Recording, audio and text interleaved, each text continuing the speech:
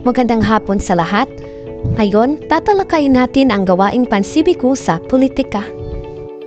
Bahaging ito ng aralin ay tumatalakay sa mga paraan kung paano aktibo makikilahok ang mga mamamayan katulad natin sa mga gawaing magpapabuti sa pamamalakad ng pamahalaan at nakapakanan ng buong bayan.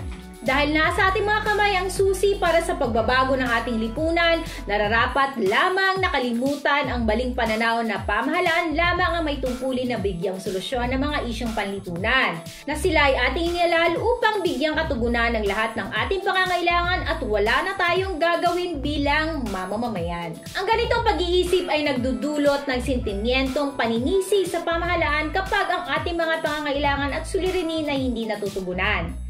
Sa katunayan, mga ka-L, ayon sa Artikulo 2, Section 1 ng ating saligang batas, ang Pilipinas ay isang estadong republikano at demokratiko. Ang ganap na kapangyarihan ay angkin ng sambayanan at nagmumula sa kanila or atin ang lahat ng mga otoridad sa pamamahalaan.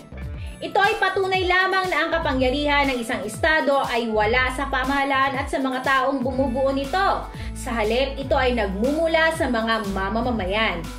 Katulad na nabanggit na ang mamamayan ay dapat aktibong nakikisangkot sa diskurso sa pamamahala upang bigyang katugunan ang mga hamong panlipunan. Nararapat na magkasamang buuin ng pamahalaan at ng mga mamamayan ang solusyon sa mga suliraning kinakaharap ng lipunan. Mangyayari lamang ito kung ang mamamayan ay may kaalaman at kamalayan sa mga isyong panlipunan. Ang kamalayang ito ang magtutulak sa mamamayan ng aktibong makilahok sa mga hakbanging magbibigay katugunan sa maraming isyong panlipunan. Sa kabila ng kahalagahan ng pagiging bulat sa mga isyong panlipunan, ay mas mahalaga rito ang pagtugon mismo ng mga mamamayan. Isang mahalagang paraan para matugunan ang mga isyong ito ay ang pakikilahok sa mga gawaing politikal. Ngunit may iba't ibang paraan para maging kalahok dito ang isang mamamayan. Maaaring ito ay sa paraan ng pagboto o maaaring sa mas masidhing mga aksyon para igiit ang pagkakaroon ng isang mabuting pamahalaan. Ang pakikilahok sa eleksyon ang pinakapayak o the simplest way na paraan ng pakikilahok ng mamamayan. Ang pagboto ay isang obligasyon at karapatang politikal na ginagarantiyahan ng isang saligang batas. Ayon sa Artikulo 5 ng Saligang Batas ng 1987, ang mga maaaring makaboto ay letter A, mamamayan ng Pilipinas, letter B, hindi diskwalipikado ayon sa isinasaad ng batas, letter C, 18 taong gulang pataas, at letter D, tumira sa Pilipinas ng kahit isang taon at sa lugar kung saan niya gustong bumoto nang hindi bababa sa 6 na buwan bago mag-eleksyon.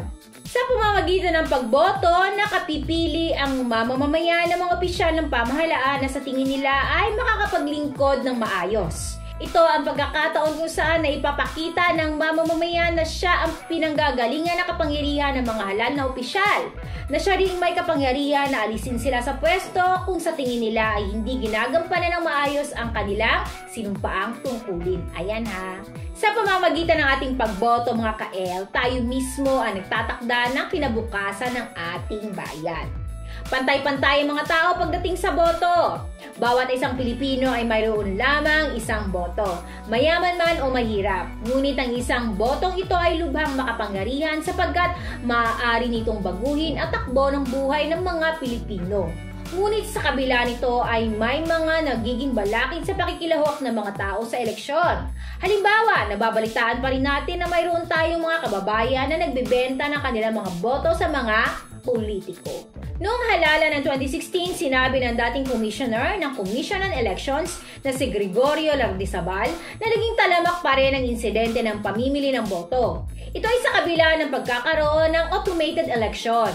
Dahil dito maaaring sa halip na ang nakaupo sa pamahalaan ay mahuhusay at matitinong opisyal na bumabalangkas at nagpapatupad ng mga programang may kinalaman sa edukasyon, kalusugan at kabuhayan, maaaring ang maupo ay mga opisyal na sarili lamang ang iniisip. Marami sa kanila ang ganun talaga.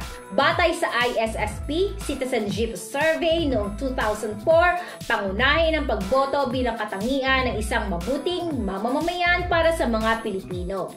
Kasama rin sa listahan ang wastong pagbabayad ng buwis, laging pagsunod sa batas, pagsubaybay sa gawain ng pamahalaan at unawain ang opinyon ng ibang tao.